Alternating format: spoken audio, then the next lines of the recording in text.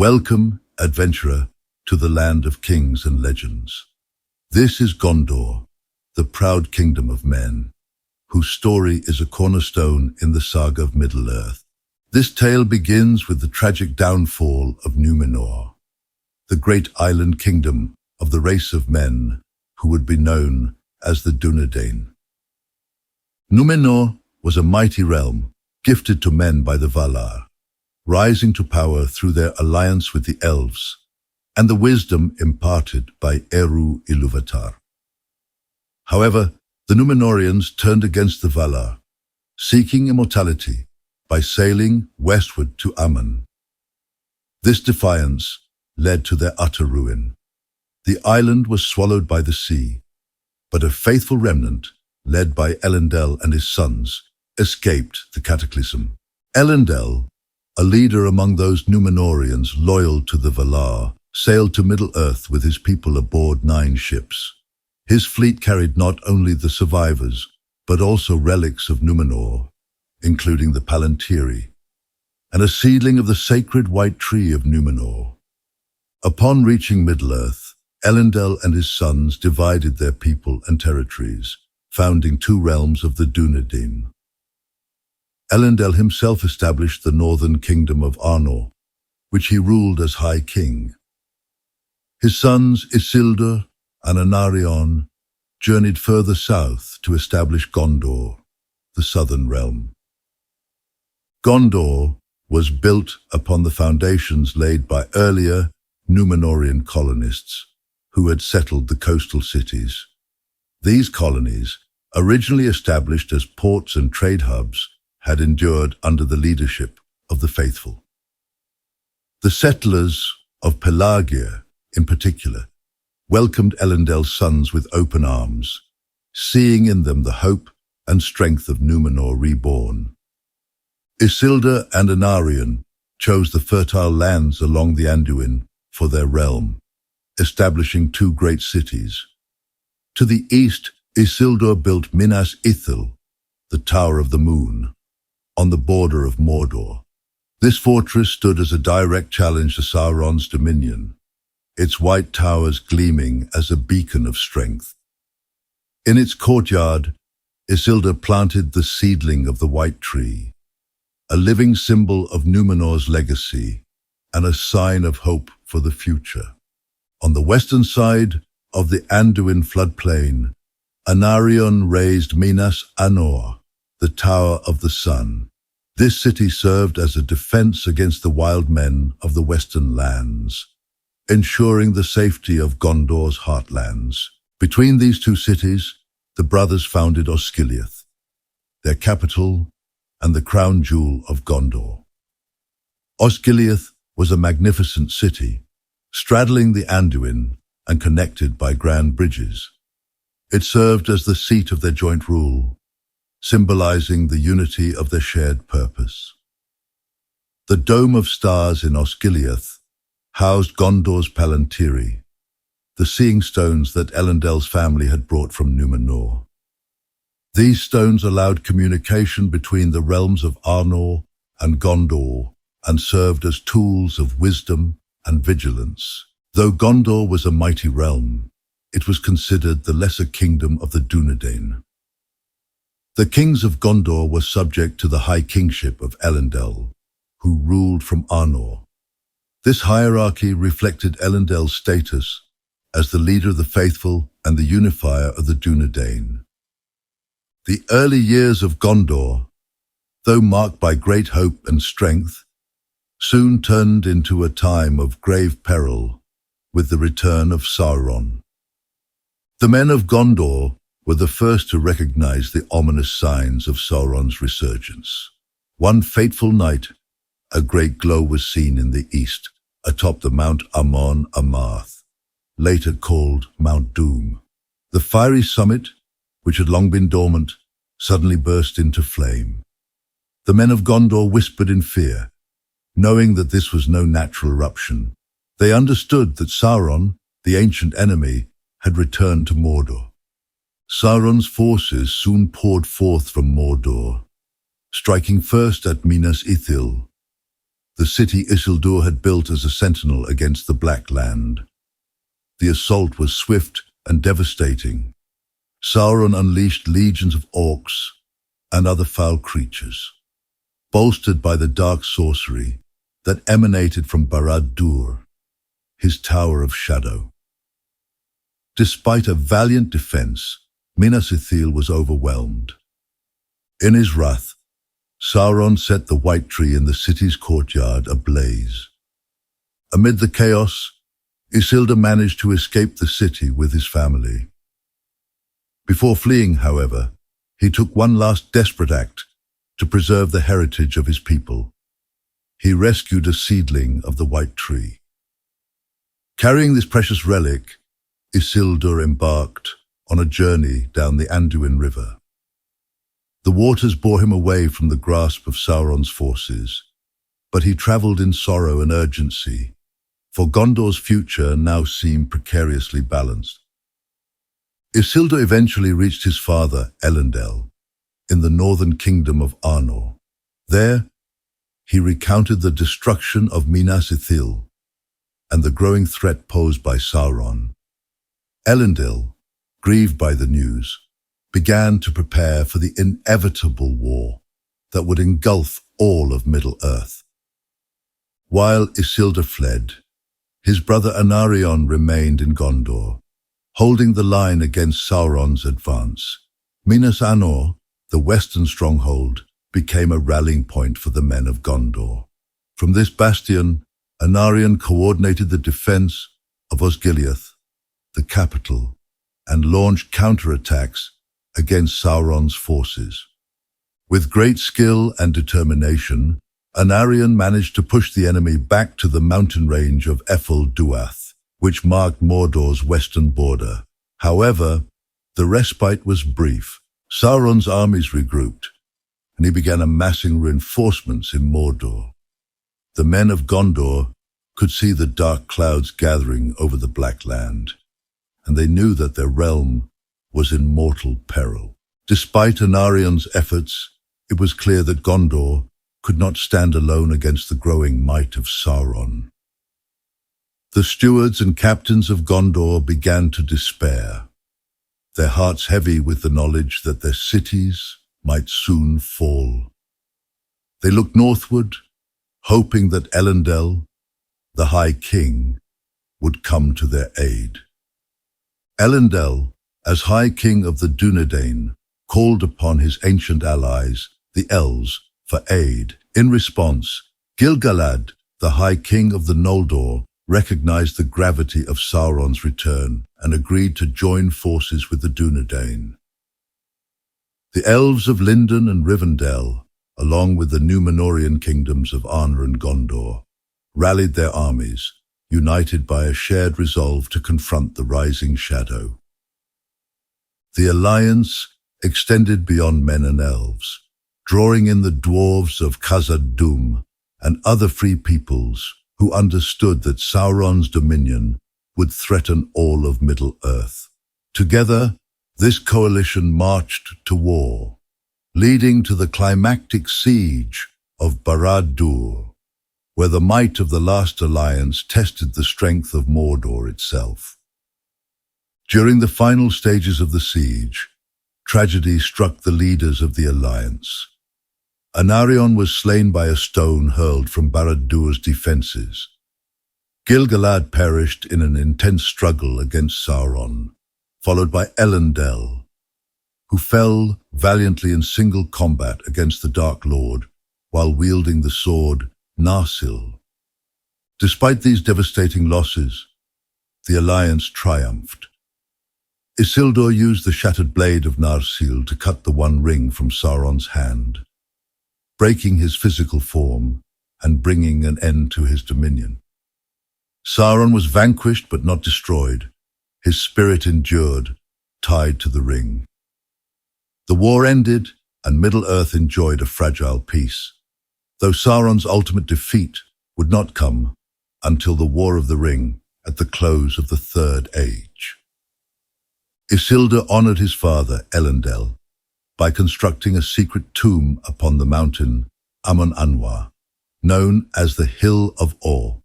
This site lay near the geographical center of Gondor and was imbued with a sacred reverence.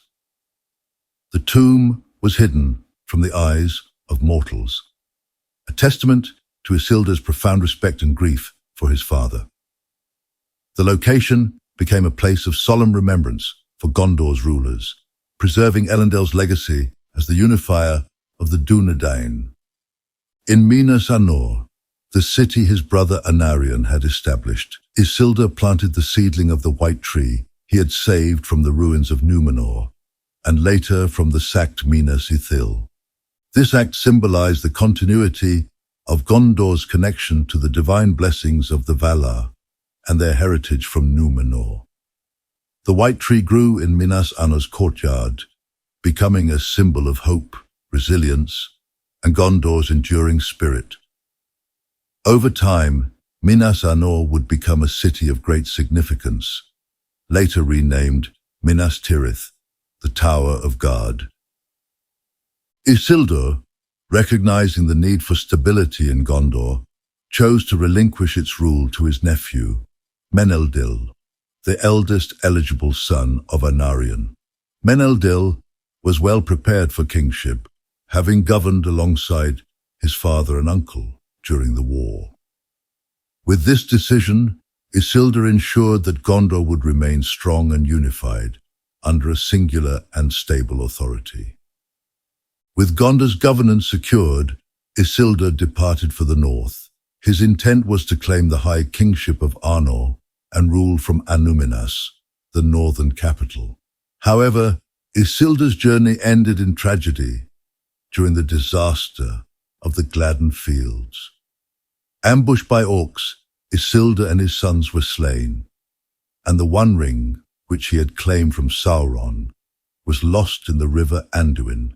This event would cast a long shadow over Middle-earth, as the ring's absence allowed Sauron's spirit to endure and his eventual return to power. With Isildur's death, the lines of the High Kingship and the kings of Gondor remained separate. Meneldil's rule marked the beginning of Gondor as a truly independent realm, free to chart its own course. Gondor entered a golden age under the rule of Meneldil and his descendants. Its cities, Osgiliath, Minas Ithil, and Minas Ithil, grew in splendor, becoming centers of learning, architecture, and governance. The Anduin River provided a vital route for trade and communication, connecting Gondor to distant lands. Its borders expanded to include much of southern Middle-earth, and the kingdom's armies ensured peace and security across its vast territories. The white tree of Minas Ithil flourished, a symbol of Gondor's enduring heritage. Gondor's prosperity was not without challenge. During the reign of King Osterher, the kingdom faced a new enemy.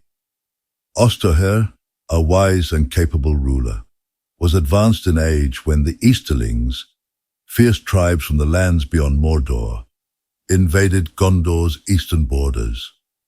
This threat demanded strong leadership, and Osterher's son Tarostar rose to the occasion.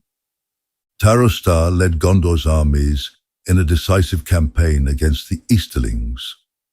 His skill as a commander and the valor of Gondor's soldiers turned the tide of battle, and the invaders were driven back. In honor of his great victory, Tarostar assumed the name Romendasil, meaning East Victor. As a ruler, Romendasil understood the importance of preserving Gondor's history and traditions. Following his triumph, he ordered that the tradition of Isildur be formally recorded and sealed in a scroll. This document outlined the secrets of the kingdom. Romendasil decreed that the scroll was to be delivered by the steward of Gondor to the king's heir on the eve of their coronation. This act ensured that each ruler of Gondor would understand their heritage and responsibilities. Though Romendasil's victory brought a period of peace, it did not mark the end of the Easterling menace. New hordes emerged from the east, more numerous and determined than before. These tribes were emboldened by their knowledge of Gondor's strength and sought revenge for their earlier defeat. A great battle ensued, and Rohan fell in combat, dying as a hero on the battlefield. Rohan's death left a void, but his son Turambar rose to avenge him. Assuming the crown, Turambar marshaled Gondor's forces and led them into a brutal campaign against the Easterlings. The decisive battles were hard-fought, but Gondor's superior discipline and strategy ultimately prevailed. Turambar's victory avenged his father and secured Gondor's eastern borders for generations. Taranon Falastur, Gondor's 12th king, was the first of the Ship Kings and the architect of Gondor's maritime ascendancy. Before ascending the throne, Taranon served as captain of the hosts, a position that demonstrated his military acumen and laid the foundation for his later conquests. Upon becoming king, Taranon pursued an ambitious expansionist policy, focusing on Gondor's naval strength and extending its dominion far along the shores, west and south of the Éothéod Anduin, the great delta of the river Anduin.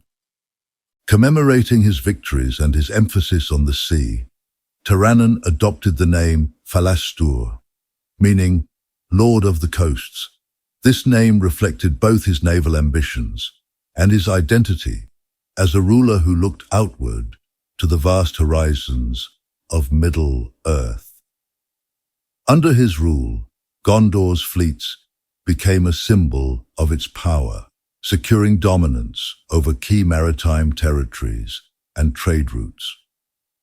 In addition to his military achievements, Taranon established a residence in Pelennor, the ancient Númenórean haven. This house, constructed on arches sunk into the Anduin, was a marvel of engineering and a testament to his affinity for the sea. However, his personal life was marked by strife.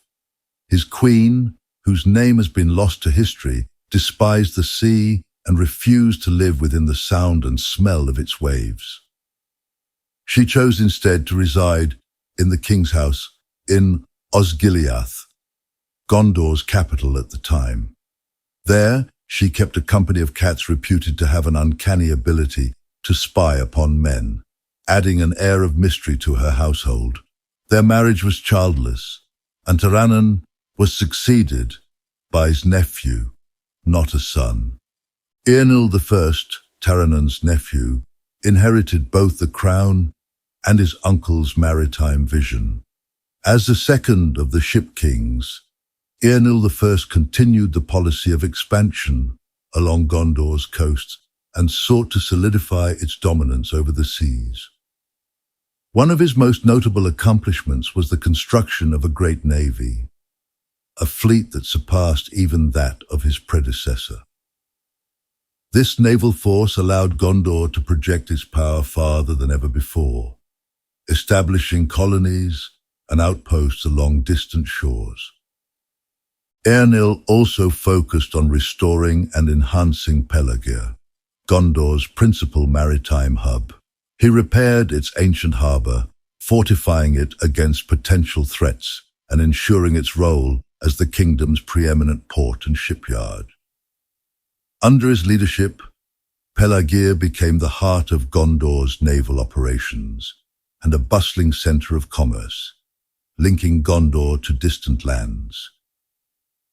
Eärnil I's siege of Umbar was one of the most ambitious military campaigns in Gondor's history, combining the might of its burgeoning navy with its seasoned armies in a dramatic display of strategic brilliance and raw power. Umbar, a fortified haven of Númenórean descent, now turned to the service of dark ambitions, stood as a symbol of opposition to Gondor's rule over the seas.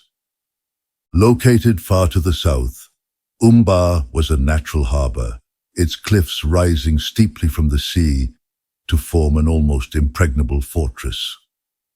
once a haven of the Númenórean king's men, eventually becoming a bastion for corsairs and a thorn in Gondor's side.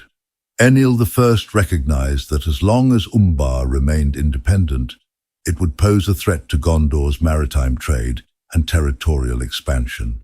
Its capture would not only neutralize this threat, but also secure Gondor's control over the southern seas. Eärnil's siege of Umbar was a masterclass in combined arms warfare, utilizing both land forces and naval power in a coordinated assault. Gondor's fleet, the most formidable in Middle-earth at the time, sailed southward in a vast armada. Great ships, built in the shipyards of Pelagir and manned by Númenórean-descended sailors, bristled with siege engines. Their sails bore the silver stars of Gondor, gleaming in the sunlight as they approached the dark haven.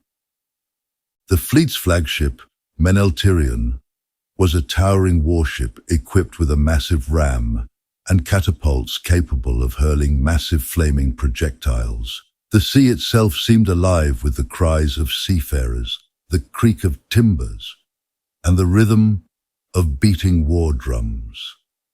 As the fleet arrived, Eärnil employed a twofold strategy. A blockade was established to cut off supplies and reinforcements, while smaller, faster ships harried the corsairs attempting to escape. Meanwhile, the larger warships bombarded the harbor walls and towers with relentless volleys of stones and fire. Great trebuchets, mounted on deck, hurled their deadly cargo into the heart of Umbar's defenses, while archers loosed arrows to sow confusion among the defenders. While the navy controlled the sea, Gondor's land forces, under the command of seasoned captains, advanced from the north and east. The army encamped within sight of the city's gates, constructing their own siege works to match the might of the naval bombardment. Towering siege engines built from the forests of Ithilien and South Gondor were rolled toward Umbar's walls, their wheels reinforced with iron. These engines carried assault troops to the parapets, while battering rams hammered at the great gates. The siege dragged on for weeks. The defenders of Umbar, hardened corsairs and remnants of the Black Númenóreans, fought with desperate courage. They set fire to Gondor's smaller ships in daring night raids, while their own archers rained arrows upon the besiegers from atop the city's high walls. The harbor itself became a battlefield, filled with burning wreckage and the cries of sailors meeting their end. At last, after months of siege, the defenses of Umbar began to crumble. The city's gates were shattered by Gondor's great battering ram, and Eärnil's troops poured into the city. Naval forces, having breached the harbor, landed marines who stormed the docks and cut down the remaining defenders. The capture of Umbar was sealed with a final act of defiance as Gondor's flag was raised over its highest tower. After his glorious victory at Umbar, Eärnil I's reign seemed poised to continue Gondor's ascent. However, his fate was marked by an untimely and mysterious tragedy. Embarking on an expedition with his fleet into the unknown seas to the south and west, Eärnil I sought to explore new lands and expand Gondor's influence further. But his fleet was struck by a catastrophic storm which tore through his ships and scattered them across the vast ocean. Eärnil I was lost at sea, and despite desperate searches, neither he nor his fleet was ever seen again. His disappearance plunged Gondor into mourning and left the kingdom in the hands of his son, Ciriandil. Ciriandil inherited his father's naval legacy and continued to strengthen Gondor's maritime supremacy.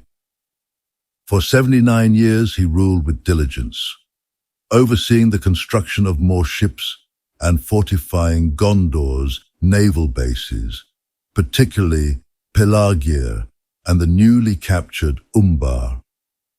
Eothéod understood that Gondor's strength lay in its mastery of the seas, and he worked to maintain Gondor's dominance against the ever-present threat of the Haradrim. However, Umbar remained a contentious prize. The lords of Harad, exiled from their city after its capture, formed alliances and launched repeated assaults to reclaim their haven. Eothéod found himself embroiled in a protracted struggle against these foes. In his later years, the Haradrim amassed a vast host, supported by rebellious exiles from Umbar, and laid siege to the city. Eothéod led his forces personally in its defense, fighting valiantly in Haradwaith, the lands of the Haradrim. Despite his courage and skill, he was slain in the battle, and Umbar narrowly held. Eothéod's son, ascended to the throne amidst a kingdom still mourning his father's loss. The young king was patient and strategic, recognizing that rushing into retaliation would only weaken Gondor further. For years, he bided his time, rebuilding Gondor's forces and fortifying its southern borders. Eothéod's resolve became unshakable. He would avenge his father and bring the Haradrim to their knees. After decades of preparation, Eothéod launched his campaign of retribution. Gondor's navy, now the largest in its history, sailed south, cutting off Harad's access to the seas. Simultaneously, Gondor's armies advanced by land, sweeping through Haradwaith with relentless force. The climactic battle saw Eothéod face not only the kings of Harad, but also their numerous allies, drawn from tribes and factions united against Gondor. His victory was absolute. The Haradrim were routed, their kings forced to swear fealty to Gondor, and Harad was brought firmly under Gondor's dominion. In the aftermath of this triumph, Eothéod took the name Eothéod, meaning South Victor, in recognition of his decisive conquest. Gondor reached its greatest extent during his reign, controlling lands from the northern borders of Rhovanion to the distant deserts of Haradwaith. The might of Gondor was unparalleled, and for the remainder of Eothéod's 134-year reign, the kingdom enjoyed an era of peace and prosperity. Trade flourished, and Gondor's wealth and cultural achievements reached new heights. Eothéod I was the last of Gondor's great ship kings. His reign marked the culmination of Gondor's maritime and territorial ambitions, and his victories secured a legacy of peace for his descendants. However, the glory of his era proved fleeting. Upon his death, Eothéod was succeeded by his son, Atanata II Alcarin. Atanata II, though bearing the epithet Alcarin, meaning the glorious, was anything but a worthy successor to his father. He lacked the energy and vision of the ship kings, preferring luxury and pomp over governance and strategy. Under his rule, Gondor's strength began to wane, its resources squandered on displays of wealth rather than invested in the navy or defenses. The legacy of the ship kings was tarnished as Gondor's lords grew complacent, allowing threats to fester in the shadows. The second millennium of the Third Age was a turning point for Gondor, as three great calamities, the Kin-strife, the Great Plague, and the invasion of the Wainriders, dealt successive blows to the kingdom's stability, unity, and power. These events, spanning more than 2 centuries, are widely regarded as the primary causes of Gondor's decline, leaving the once mighty realm weakened and vulnerable. The Kin-strife was a devastating civil war that erupted during the reign of King Eldacar. The conflict stemmed from tensions over Gondor's royal succession and ethnic divisions within the kingdom. Eldacar, though born of royal Númenórean lineage, was the son of King Valacar and a northern woman, Vidumarvi, from the people of Rovanion. This marriage, while politically advantageous, was controversial among Gondor's nobles, many of whom viewed Eldacar as a threat to the purity of Númenórean bloodlines. When Eldacar ascended to the throne in TA 1432, these tensions exploded into open rebellion. Led by Castamir the Usurper, a high-ranking Gondorian noble with considerable support among the coastal cities, the rebels deposed Eldacar after a bloody siege of Osgiliath. During the conflict, the Dome of Stars, one of Gondor's greatest architectural marvels, was destroyed, and much of the city was left in ruins. Castamir's reign as king was marked by tyranny and favoritism toward the coastal provinces, alienating much of Gondor's interior. After a decade of unrest, Eldacar returned at the head of an army, drawn from his loyal supporters in Rovanion and the southern provinces. The final battle at the crossings of Erui saw Castamir slain, but the scars of the Kin-strife endured. Much of Gondor's fleet, including its naval supremacy at Umbar, was lost during the rebellion, as the surviving sons of Castamir fled to the south and established themselves as corsairs of Umbar, perpetuating a long-standing threat to Gondor's coasts. The Kin-strife left Gondor divided and weakened. Ethnic tensions persisted, and the kingdom's resources were drained by the prolonged civil war. The loss of Umbar further undermined Gondor's maritime dominance, signaling the beginning of its decline as a naval power. The Great Plague was a catastrophic epidemic that swept through Middle-earth, devastating populations from Rovanion to Gondor. Originating in the eastern lands, the plague reached Gondor during the reign of King Telemnar and spread with terrifying speed. The toll of the plague was immense. Entire towns and villages were abandoned, and Gondor's capital, Osgiliath, became a ghost city as its population succumbed to disease or fled. King Telemnar and his entire family perished. The kingdom plunged into a leadership crisis. The fields of Ithilien and Anárion, once fertile and prosperous, lay fallow as farmers died or abandoned their lands. Gondor's population declined sharply, and its military and administrative capabilities were severely diminished. The plague also ravaged the surrounding regions, including Rovanion, from which Gondor had long drawn allies and manpower. The loss of these northern allies further isolated Gondor and left its eastern borders vulnerable. Though the plague eventually subsided, its effects lingered for generations. Gondor's infrastructure and economy took decades to recover, and the loss of so many lives contributed to a growing sense of vulnerability and decline. The third great calamity was the invasion of the Wainriders, a confederation of warlike tribes from the eastern steppes. These nomadic warriors, skilled in chariot warfare and driven by a desire for conquest, began their assault on Gondor during the reign of King Narmacil II. Their invasion was part of a larger migration and expansion of Easterling peoples, spurred by unknown pressures in the distant east. The Wainriders first attacked Rovanion, devastating the lands of Gondor's northern allies. King Narmacil II led an army to meet them, but was slain in battle, and Gondor suffered a crushing defeat.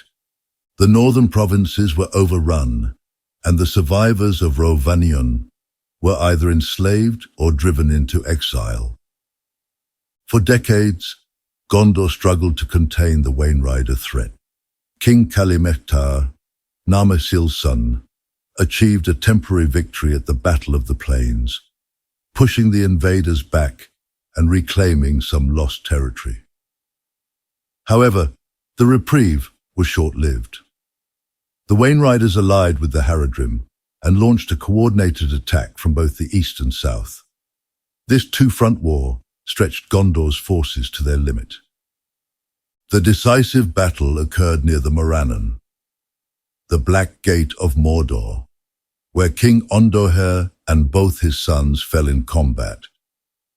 The line of kings was temporarily broken, and Gondor narrowly avoided collapse thanks to the heroism of the General Eärnur, who defeated the Wainriders at the Battle of the Camp and was later crowned king. The Wainrider threat was finally broken, but Gondor's northern territories were left in ruin, and the kingdom's borders contracted significantly. During the reign of King Eärnil II, Gondor's attention was called far to the north. The Witch King of Angmar, the Lord of the Nazgul, had overthrown the kingdom of Arnor. Eärnil dispatched his son and heir, Eärnur, with a great fleet and army to aid the remnants of Arnor in their struggle against Angmar. The decisive confrontation occurred at the Battle of Fornost, where Eärnur led Gondor's forces with extraordinary skill. Joining the dunedain of the north, the elves of Lindon, and their allies, Eärnur drove the armies of Angmar into retreat. The Witch King himself, leading his host in a final stand, unleashed terror and sorcery on the battlefield. Eärnur, a fearless and impetuous warrior, sought to face the Witch King in single combat. However, his horse, overcome by the dread aura of the Nazgul, panicked and fled the battlefield. By the time Eärnur regained control and returned, the Witch King had vanished, having fled eastward. As the victors surveyed the battlefield, Glorfindel, the elf lord of Rivendell, spoke a prophecy that would echo through the ages. To Eärnur, who burned with frustration at his missed opportunity to face the Witch King, Glorfindel counseled patience, declaring, "Do not pursue him. He will not return to this land. Far off yet is his doom, and not by the hand of man will he fall." Though victorious at Fornost, Eärnur and Gondor were unable to prevent the growing power of Mordor. Around TA 2000, the Ring Wraiths, led by the Witch King, emerged from the shadows and laid siege to Minas Ithil, the Tower of the Moon. For 2 years, the city's defenders held out against the relentless assault, but eventually the city fell. The capture of Minas Ithil was a devastating blow to Gondor. The once beautiful city, long a symbol of Gondor's strength and culture, was corrupted by the sorcery of the Nazgul. It became a place of dread and darkness, its white towers gleaming no longer. Renamed Minas Morgul, the Tower of Sorcery, it became the stronghold of the Witch King and a bastion of Mordor's power in the west. In response, Gondor fortified Minas Anor, the sister city of Minas Ithil, and renamed it Minas Tirith, the Tower of God. This name reflected its new purpose, to stand as the last bulwark against the shadow of Mordor. The White Tower of Ecthelion was completed during this time, symbolizing Gondor's resilience and vigilance. Following the fall of Minas Ithil, the Witch King sought to humiliate Gondor and its rulers. Remembering Eärnur's flight at Fornost, the Witch King sent messengers to Minas Tirith, issuing challenges to the king. These taunts were cruelly crafted to stoke Eärnur's pride and wrath. accusing him of cowardice for fleeing the Witch King on the battlefield. Eärnur, though a valiant warrior, was hot-tempered and prideful. His advisors, including the steward Mardil Voronwo, counseled restraint, urging him not to heed the Witch King's provocations. For a time, Eärnur resisted, turning his focus to governing Gondor and reinforcing its defenses. Yet the taunts continued, each one more pointed and derisive than the last. The Witch King eventually issued a final challenge. Overcome by anger and unable to bear the insult to his honor, Eärnur declared that he would accept. Against the advice of his council, he rode forth with a small company of knights to Minas Morgul, intent on meeting the Witch King in single combat. Neither Eärnur nor his company was ever seen again. Their fate remains shrouded in mystery, but it is widely believed that they were ambushed and slain by the forces of Minas Morgul. Some say Eärnur was taken captive and subjected to unimaginable torment, while others believe he perished in battle. With his disappearance, the line of Anárion, direct descendants of Gondor's founding king, came to an end. Following the disappearance of King Eärnur, Gondor entered a new phase in its history. With no clear heir to the throne and no conclusive evidence of Eärnur's death, the kingdom was left without a king. In this power vacuum, the governance of Gondor fell to the hereditary stewards, beginning with Mardil Voronwe, Eärnur's chief advisor and steward at the time of his disappearance. The stewards of Gondor were not monarchs, but custodians of the realm. Their authority stemmed from necessity, as no suitable claimant to the throne could be found. Each steward governed in the name of the absent king, holding the title ruling steward. This title underscored their duty to safeguard the realm and maintain its stability, until the rightful king, if any, should return. To reinforce this principle, every new steward swore an oath upon assuming office. The oath declared their commitment to relinquish rule to the true king, should he ever reclaim his throne. This solemn tradition reflected the enduring loyalty to the legacy of Elendil and Isildur, even in the absence of a king. It was said that no steward dared break this oath, for the Númenórean roots of Gondor's culture instilled a profound respect for oaths and the weight of tradition. Under the stewards, Gondor functioned as a monarchy in all but name. The stewards lived in the king's house in Minas Ithil, sat upon the throne of Gondor, and commanded its armies. However, they did not wear a crown or assume royal titles, reinforcing the idea that their rule was temporary. This system proved effective in maintaining order and continuity. The stewards were selected from a hereditary line, ensuring stability, and their governance was typically marked by prudence and dedication. However, the absence of a king created limitations. Without the divine right associated with the line of Elendil, the steward's authority lacked the unifying legitimacy that a king might bring. During the rule of Sirion, the 12th ruling steward of Gondor, the kingdom faced yet another fierce and expansionist Easterling tribe, the Balcoth, who descended upon Gondor with overwhelming force. The Balcoth had crossed the Anduin in great numbers, allying with orcs from the Misty Mountains to mount a massive assault on Gondor.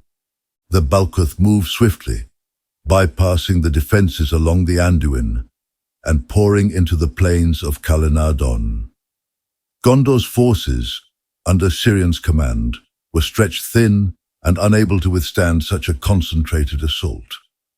As the Balcoth devastated the northern lands, Sirion sent desperate messengers seeking aid from the Éothéod. a powerful and noble people living in the northern vales of Anduin, near the sources of the great river. The Éothéod were descendants of the Northmen, a people with a long history of alliance with Gondor. Under the leadership of Eorl the Young, the Éothéod had grown strong and were known for their skill as horsemen. Eorl, though young in years, was wise and valiant. When Sirion's messenger, after a perilous journey, reached the Éothéod and delivered the steward's plea for help, Eorl recognized the gravity of the situation. Gathering his warriors with remarkable speed, Eorl led a great host southward. Their journey was arduous, as they had to traverse hundreds of miles in haste, crossing the Anduin at the Undeeps. Yet the Éothéod rode with such determination that they arrived in time to change the course of the war. The decisive confrontation occurred on the field of Celebrant, a broad plain east of the Anduin and north of the Limelight. Gondor's forces, already hard-pressed and retreating, were at the brink of collapse. The Balcoth and their orc allies encircled the remnants of Gondor's army, and it seemed certain that Sirion's forces would be destroyed. At the critical moment, Eorl and his riders swept down upon the enemy like a storm. The Éothéod charged with such ferocity that they shattered the ranks of the Balcoth, their mounted warriors driving deep into the easterling horde. The orcs, caught off guard by the unexpected arrival of reinforcements, fled in disarray. With Eorl's help, the combined forces of Gondor and the Éothéod achieved a decisive victory, driving the invaders from the field of Celebrant and securing the northern borders of Gondor. Grateful beyond measure, Steward Sirion recognized that Gondor could no longer effectively defend the vast and sparsely populated region of Calenardon. Seeing the valor and strength of the Éothéod, he conceived a bold plan to grant them the lands of Calenardon as their own, in exchange for an oath of perpetual alliance. Sirion summoned Eorl to Amon Anwar, the hill later known as Halathirion, which held great significance as the site of Elendel's tomb. There, in a sacred ceremony, Sirion formally offered the plains of Calenardon to the Éothéod. Eorl accepted, and the two leaders swore an oath of mutual aid and friendship that would endure through the ages. With the lands of Calenardon now theirs, the Éothéod migrated southward and established a new kingdom, which they called Rohan.